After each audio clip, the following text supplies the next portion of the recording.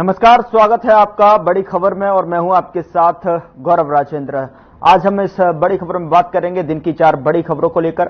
पहली खबर नीलोखेड़ी से है, जहां पर बीजेपी की जन आशीर्वाद रैली। तस्वीर आपके सामने है। 4 खबरों में सिलसिलेवार तरीके से बात करेंगे। सीएम सैनी ने पहुंचकर जनसभा को संबोधित किया। दूसरी खबर में हम बात करेंगे प्रदेश के प्रभारी दीपक बावरिया के बयान को लेकर। किस तरीके से बावरिया ने कहा है कि हरियाणा में कांग्रेस और आम आदमी पार्टी के गठबंधन में विधानसभा चुनाव लड़ सकती है। तो तीसरी खबर हिसार से है, जहां पर नरवाना से है, जहां गोगामेड़ी जा रहे श्रद्धालुओं का वाहन हादसे का शिकार हो गया, जिस पर सीएम सैनी और केंद्रीय मंत्री मनोहर लाल ने दुख जताया है। और चौथी बड़ी खबर फरीदाबाद से है, जहां पर आर्यन हत्याकांड से जुड़ी हुई है। इस मामले में पुलिस ने 5 आरोपियों को गिरफ्तार किया है। तो 4 तस्वीरें 4 बड़ी खबरों की आपके टेलीविजन स्क्रीन पर सिलसिलेवार तरीके से, जिसमें हम बात करेंगे। तो पहली बड़ी खबर बीजेपी की आम आदमी पार्टी का गठबंधन को लेकर कयास लगाए जा रहे हैं, उस पर बात करेंगे।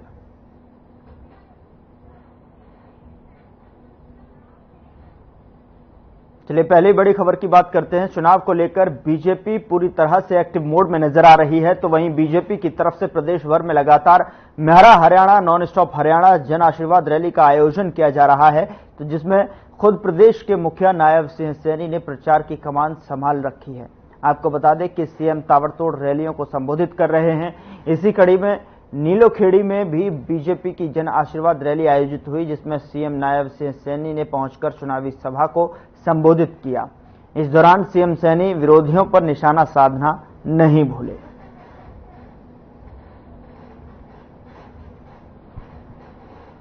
सरकार ने क्या क्या काम किए हैं भाइयों। 6 जून को आचार संहिता हटती है। 7 जून को मैंने यहीं करनाल के अंदर एक कार्यक्रम किया कि हमारे जो गरीब परिवार के लोग हैं, जिनकी इनकम 1 लाख रुपए से कम है, उन्होंने दवाई लेने के लिए किसी को हॉस्पिटल जाना पड़ता है, किसी को सामान लेने के लिए बाजार जाना पड़ता है, किसी को कहीं रिश्तेदारी में किसी फंक्शन में शामिल होने के लिए जाना पड़ता है। भाइयों, हमने हैप्पी कार्ड 7 तारीख को लोगों के बीच में यहीं पर दिया और 1000 किलोमीटर तक हरियाणा रोडवेज की बस में वो 1 साल में फ्री यात्रा कर सकेगा, उसका कोई किराया नहीं लगेगा। ये निर्णय हमारी सरकार ने किया और उसका लाभ लगभग 23 लाख परिवारों को, 84 लाख लोगों को हरियाणा प्रदेश के अंदर देने का काम ये हमारी सरकार ने किया है। भाइयों, 8 तारीख को हमने ये निर्णय किया कि हरियाणा प्रदेश के अंदर बिना पर्ची, बिना खर्ची के 50,000 युवाओं को और सरकारी नौकरी देने का मैंने घोषणा की और मैंने कहा कि हम 50,000 और युवाओं को सरकारी नौकरी देंगे।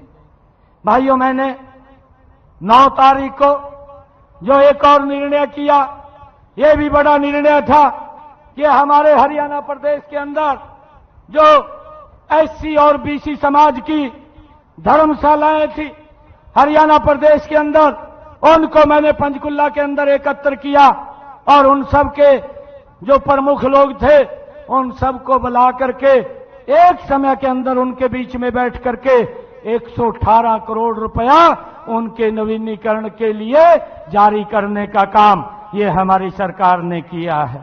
भाइयों, 10 जून को जो भूपेंद्र सिंह हुड्डा भाइयों 100-100 गज के प्लाट दे करके चला गया था, ना कागज थे, ना कब्जा था, लोग घूम रहे थे। मैंने 10 जून को ये निर्णय किया, सोनीपत के अंदर बड़ा कार्यक्रम किया और बड़े कार्यक्रम के अंदर पूरे हरियाणा प्रदेश के अलग अलग जिलों में हमारे सभी मंत्रीगण उस कार्यक्रम के अंदर बीच में रहे और 20,000 ऐसे लोगों को चिन्हित किया और चिन्हित करके उनको मौके पर ही कागज भी दिए, कब्जा भी दिया, 100 गज का प्लाट देने का काम ये हमारी सरकार ने किया है। भाइयों, हमने ये भी निर्णय लिया है, मैंने अधिकारियों को कहा कि ये हमने 100 गज के प्लाट ये 20,000 लोग जो घूम रहे थे उनको तो देने का काम किया है, परंतु जो और कुछ लोग बचे हैं जिनके पास 100 गज का प्लाट नहीं है, उसके लिए मैंने रजिस्ट्रेशन खोला और आचार संहिता लग गई है। 8 तारीख के बाद ऐसे सब लोगों को 100-100 गज का प्लाट देने का काम ये हमारी सरकार, कागज और कब्जे के साथ देने का काम ये हमारी सरकार करेगी। भाइयों, बड़े गांव के अंदर जिस गांव की आबादी 10,000 से ज्यादा है, उस गांव के अंदर हमने ये निर्णय किया कि वहां पर 50 गज का प्लाट देने का काम ये हमारी सरकार करेगी। भाइयों, 17 जून को हमने एक और निर्णय किया। हमने निर्णय किया कि जिन परिवारों का 2 किलोवाट का कनेक्शन बिजली का था, ऐसे सब लोगों के हरियाणा प्रदेश के उसका सरचार्ज माफ करने का निर्णय ये हमारी सरकार ने लिया। और भाइयों, इससे हरियाणा प्रदेश के लाखों परिवारों को एक बड़ा लाभ हमारी सरकार ने देने का काम किया है कि जितना यूनिट वो खर्च करेगा उतने का ही बिल आएगा। अगर वो 1 महीने में कहीं घूमने जाता है, 1 भी यूनिट खर्च नहीं करता, तो उसका बिजली का बिल 0 करने का काम ये हमारी सरकार ने निर्णय किया है। भाइयों, इसका मंथली मिनिमम चार्ज समाप्त करने का काम ये हमारी सरकार ने किया है। भाइयों, मुझे खुशी है कि मैंने 19 जून को एक और बड़ा कार्यक्रम जींद के अंदर किया। जो हमारे श्रमिक भाई थे, जब मैंने देखा कि उनकी बेटी के कन्यादान का पैसा रुका हुआ है, उनकी मजदूरी के टूल के पैसे रुके हुए हैं, ऐसे सब श्रमिकों को हरियाणा प्रदेश के जींद के अंदर मैंने एक बड़ा कार्यक्रम किया। और उस बड़े कार्यक्रम के अंदर हरियाणा प्रदेश के श्रमिकों के खाते के अंदर जो उनका बेनिफिट का पैसा रुका हुआ था, 80 करोड़ रुपया उनके खाते के अंदर पहुंचाने का काम भी ये हमारी सरकार ने किया है। भाइयों, ताकि किसी भी श्रमिक को बिटिया की शादी के समय कोई दिक्कत न आए। और मैंने वहां पर एक और संकल्प लिया, अधिकारियों को कहा,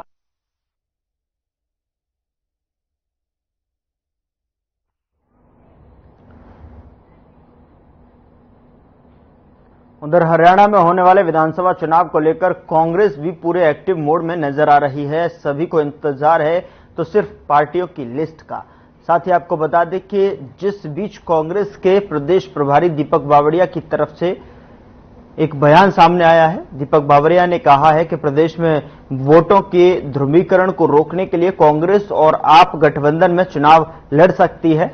इसके लिए आम आदमी पार्टी से बातचीत चल रही है। दीपक बावरिया के बयान के बाद से हरियाणा की सियासत गर्म हो गई है। अब देखने वाली बात यह होगी कि क्या लोकसभा चुनाव साथ में लड़ने के बाद अब हरियाणा में विधानसभा चुनाव भी कांग्रेस और आम आदमी पार्टी साथ लड़ेंगी।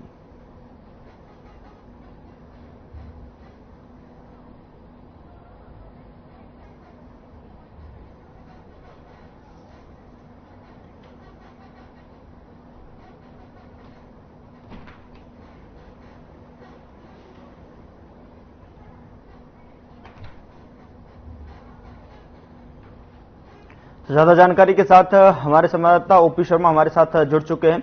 ओपी, क्या कुछ जानकारी, किस तरीके से देखिए लगातार चुनावी माहौल हरियाणा में देखने को मिल रहा है, ऐसे में जो है सीएम सैनी लगातार जो है रैलियों पर रैलियां एक के बाद जो है करते नजर आ रहे हैं। वहां पर जो है विरोधियों पर भी निशाना साधते हुए वो दिखाई दे रहे हैं, अपने कामों को भी गिना रहे हैं, जनता को लुभाने का काम कर रहे हैं। क्या कुछ जानकारी, किस तरीके से आप देख रहे हैं पूरे मामले को? देखिए चेतन, अगर मैं लोकसभा चुनाव की बात करूं तो जो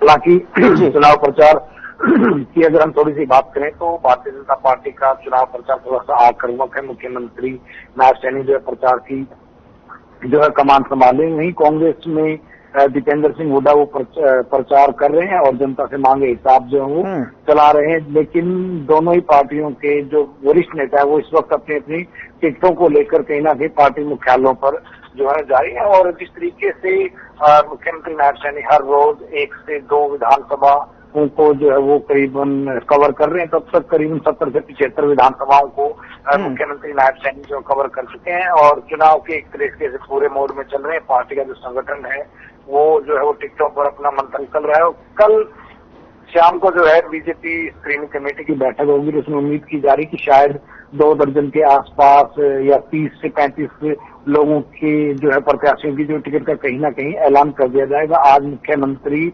नायब सैनी जो है वो करनाल के नीलोखेड़ी जो एक रिजर्व सीट है और यहाँ पे निर्दलीय विधायक धर्मपाल गोंदर जो है पिछली बार विजयी रहे थे, लेकिन 2014 में यहाँ पे जो ये सीटें भाजपा के कब्जे में थी। तो ऐसे में हरियाणा में बीजेपी उन सीटों के ऊपर थोड़ा सा ज्यादा जोर लगा रही है जो उनके पास नहीं थी, क्योंकि पिछले चुनाव में बीजेपी को 40 सीटें मिली थी। बाद में कुलदीप बिश्नोई के रिजाइन करने के बाद उनके बेटे ने बीजेपी से जो टिकट लड़ा था उसके बाद 41 सीटें हुई। तो हम मान सकते हैं कि 50 ऐसी सीटें थी बीजेपी में जो पिछली बार नुकसान हुआ था। उनमें से जिन सीटों की बीजेपी भरपाई कर सकती है, बीजेपी उनके ऊपर थोड़ा सा ज्यादा फोकस जो है कर रहे हैं। तो ऐसे में अब देखने वाली बात है कि मुख्यमंत्री नायब सैनी यहाँ पर जो पहुंचे थे और उन्होंने जो काफी कुछ सवाल एक बार फिर जो है वो कांग्रेस से कहीं ना कहीं कुछ उनका कहना है कि जो सवाल एक तरफ तो कांग्रेस जो जनता मांगी हिसाब अभियान चला रही है और जिन सवालों के जवाब हमने उनसे मांगे उनका जवाब नहीं दे रही है, तो उनकी सरकार की कमियों को लेकर नायब सैनी ने उनके ऊपर कई जो है बड़े हमले किए हैं। वहीं अगर एक दूसरे घटनाक्रम की बात करें तो हरियाणा में आम आदमी पार्टी और कांग्रेस के बीच में एक बातचीत जो है वो गठबंधन को लेकर चल रही है, लेकिन सीट शेयरिंग को लेकर अभी तक कोई सहमति नहीं बन पाई, इसलिए उसको संभवतः जो है जारी नहीं किया जा रहा। आज राजधानी दिल्ली के अंदर जो हरियाणा कांग्रेस के प्रभारी दीपक सिंह बावरिया है, उनका कहना है कि वो नहीं चाहते कि वोटों का बंटवारा हो या ध्रुवीकरण हो, इसलिए वो समान विचारधारा के लोगों के साथ कहीं ना कहीं जो तालमेल लेकर चल रहे हैं। तो मैं जो आम आदमी पार्टी और कांग्रेस का हरियाणा विधानसभा के लिए जो गठबंधन हो रहा है वो मुझे लगता है कि कहीं ना कहीं एक राहुल गांधी के कहने से कहीं ना कहीं चल रहा है, क्योंकि राहुल गांधी इस वक्त। लेकिन ओपी यहाँ पर दूसरा सवाल ये भी उठता है कि जिस तरीके से देखिए अमूमन जो पार्टियां होती हैं अपने जब चुनाव मैदान में जब होती हैं तो वो अपने जो पिछले की अगर मैं बात करूं, पीछे कार्यकाल की मैं बात करूं, तो वो अपना पूरा लेखा जोखा लेकर जो है अपने निकलती हैं। दूसरी तरफ कांग्रेस जो है 10 साल का हिसाब मांग रही है, वहीं कहीं ना कहीं बीजेपी अपने 10 साल का जो कार्यकाल रहा है वो कितने काम किए हैं, कौन कौन से जो है कार्यों को जो है रूपरेखा में लेकर आए हैं और मोहर लगी है उसको बताने का काम कर रही है। ऐसे में तो कहीं ना कहीं जिस तरीके से बात की जा रही है, सीएम साहब लगातार जो है तमाम सारी रैलियों में कहते हुए नजर आ रहे हैं कि देखिए रोजगार के मामले में हो, चाहे एमएसपी के मामले में हो, किसान के मामले में हो, सब क्षेत्र में जो है हम ताबड़तोड़ जो है कार्य करते हुए भी नजर आ रहे हैं। तो ऐसे में हिसाब मांगो यात्रा का इफेक्ट किस तरीके से नजर आएगा?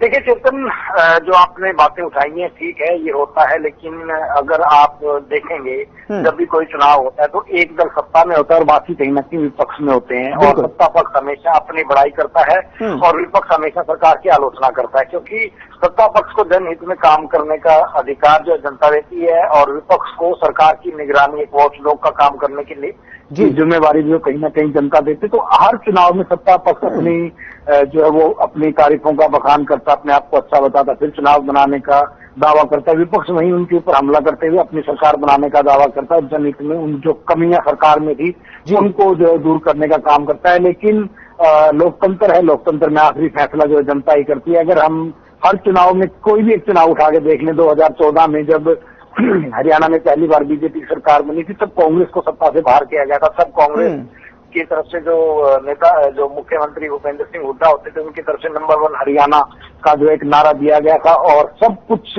बड़ी अच्छी तरीके से मैनेज किया गया था और सब कुछ बताया जाता था कि हरियाणा 10 साल में नंबर 1 हो गया है, 80,000 करोड़ से ज्यादा का निवेश हुआ है, इतने रोजगार दिए हैं, इतना जिले बनाए, ये क्या वो बहुत कुछ बखान करते हैं। लेकिन अब कितना क्या कुछ हुआ उसका फैसला जनता ने 2014 में कर दिया। 2019 में फिर एक बार चुनाव लेकर इन्हीं मुद्दों को लेकर आए।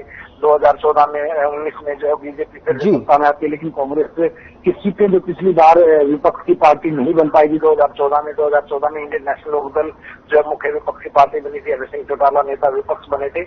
लेकिन 2019 के जब चुनाव हुए तो एक बार फिर जो है थोड़ा सा कांग्रेस बड़ी और भूपेंद्र सिंह हुड्डा जो है वो कहीं ना कहीं नेता विपक्ष बने, तो कांग्रेस ने गेन जरूर किया, लेकिन वो इतना गेन नहीं कर पाई कि जो है वो सत्ता में आई।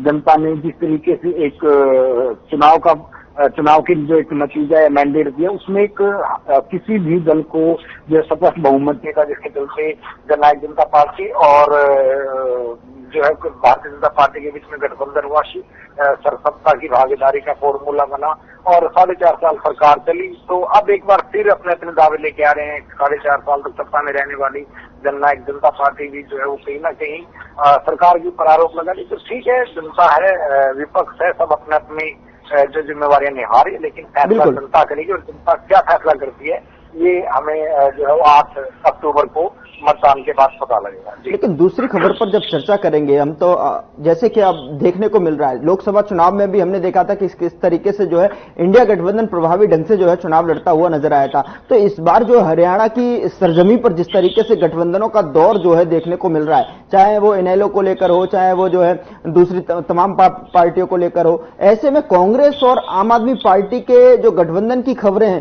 तूल पकड़ती जा रही हैं, और तूल इसलिए पकड़ती जा रही है क्योंकि कांग्रेस प्रभारी खुद जो है इसको कहते हुए नजर आ रहा है कि आने वाले समय में अगर बीजेपी को रोकना है तो हमें एक दूसरे के साथ में जो है चुनाव लड़ना पड़ेगा, तब जाकर जब हम जो है बीजेपी को रोक सकते हैं।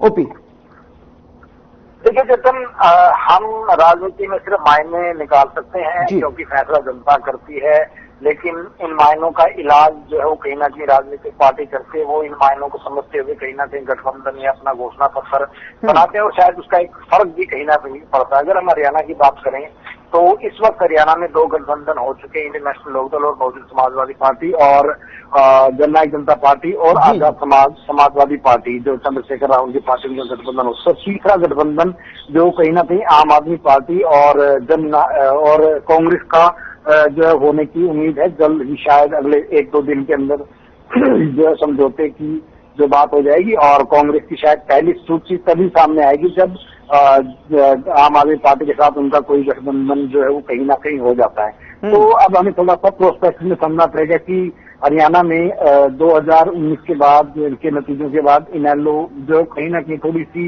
साइडलाइन हो चुकी है। 2019 के विधानसभा में उनका एक ही खुद अभय सिंह चौटाला जीतकर जो है एमएलए बने थे, जेजेपी की 10 सीटें पहुंची थी, लेकिन कहीं ना कहीं बीजेपी के साथ गठबंधन करने के चलते जो जाट समुदाय है उनके अंदर उनकी नाराजगी देखने को मिल रही है। तो इस बार एक बार फिर वोटों का उलटफेर होगा। जो वोट इनेलो का होता था वो जेजेपी के पास आ गया था, तो अब क्या जेजेपी उसको रोक पाती है। और जिस तरीके से बसपा ने इनेलो के साथ गठबंधन किया तो इस तरह से इनेलो को कहीं ना कहीं बढ़त मिली थी। तो ऐसे में उसको मतलब काउंटर करने के लिए इन्होंने जो रावण की पार्टी है उससे समझौता किया और यूपी में जो चंद्रशेखर आजाद की पार्टी एसपी है वो अपने आप में जो है दलित वोटर्स के लिए एक अल्टरनेटिव बन के सामने आई और बसपा का जो एक पैटर्न वोट बैंक होता है उसमें कहीं ना कहीं उन्होंने सेंध लगाने की कोशिश की, तो उसी के चलते वो उसको लेकर आई है।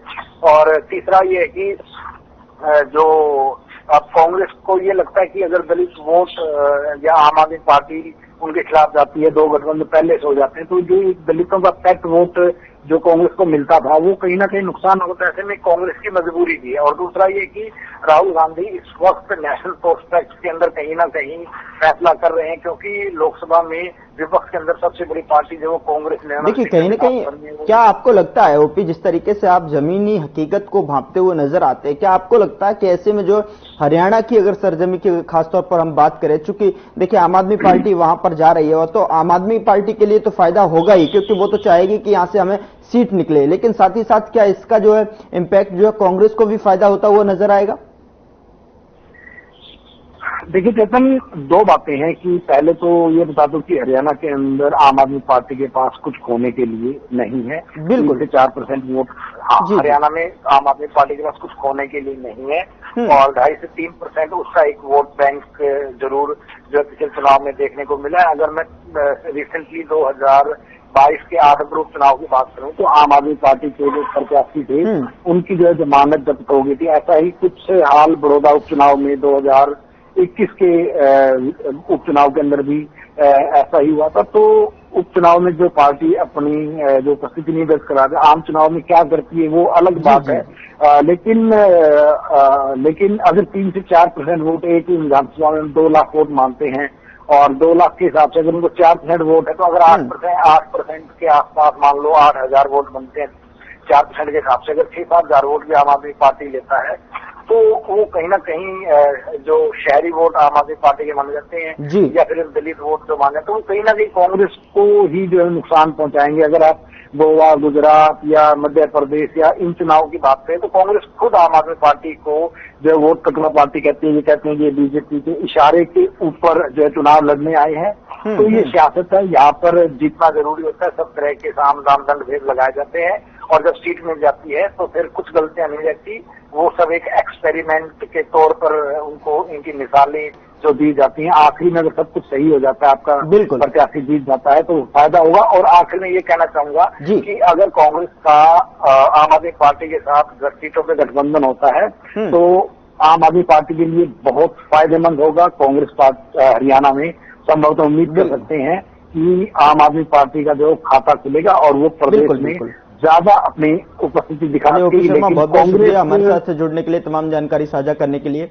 तो लगातार जो है ओपी शर्मा हमारे साथ बने हुए थे और जो कि बता रहे थे कि किस तरीके से कांग्रेस और आम आदमी पार्टी का गठबंधन आने वाले समय में जो है हरियाणा के अंदर देखने को मिल सकता है। बढ़ते हैं आगे, अगली खबर का रुख करते हैं। हिसार के नरवाना से एक दुखद खबर सामने आ रही है। बताया जा रहा है कि यहां गोगामेड़ी जा रही श्रद्धालुओं से भरा टाटा मैजिक को एक ट्रक ने टक्कर मार दी। जी हां, आपको बता दें कि हादसे में 3 महिलाओं समेत 7 श्रद्धालुओं की मौत हो गई, जबकि 8 लोग घायल बताए जा रहे हैं। घायलों का नरवाना के सरकारी अस्पताल में इलाज चल रहा है। हादसे को लेकर सीएम नायब सिंह सैनी और केंद्रीय मंत्री मनोहर लाल ने दुख जाहिर किया है। सीएम सैनी ने ट्वीट करते हुए लिखा कि श्रद्धालुओं की मौत की खबर काफी दुखद है। ईश्वर दिवंगत आत्माओं को शांति प्रदान करे। मृतकों के परिजनों के प्रति गहरी संवेदनाएं व्यक्त करता हूं और घायलों के जल्द ठीक होने की कामना करता हूं। तो वहीं केंद्रीय मंत्री मनोहर लाल ने लिखा कि श्रद्धालुओं की मौत का दुखद समाचार मिला है। ईश्वर दिवंगत आत्माओं को शांति प्रदान करे और मृतकों के परिजनों के प्रति मेरी गहरी संवेदनाएं।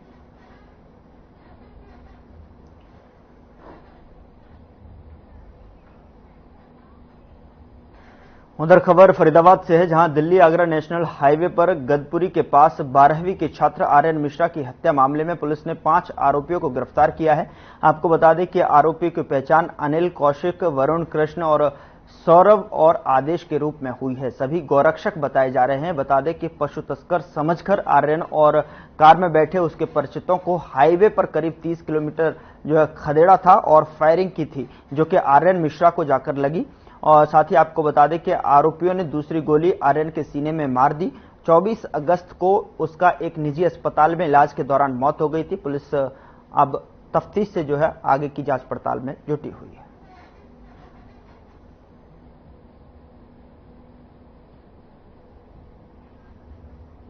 ये करते कुछ भी नहीं है, घर में सारा दिन रहते हैं। उसके बाद एक दिन मेरे को ये ले जाके जिस मकान लिया हूं, जब मैंने 2023 में मकान लिया हूं, तब ये जाके मेरे रिवाल्वर ले जाके दिखा रहे हैं कि मेरे पास ये रिवाल्वर है।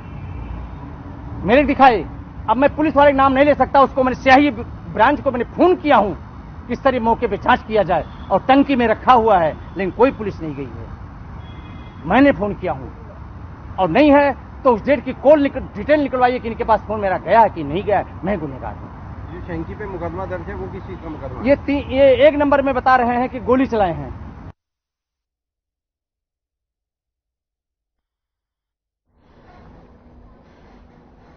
फिलहाल बुलेटिन में इतना ही। नमस्कार।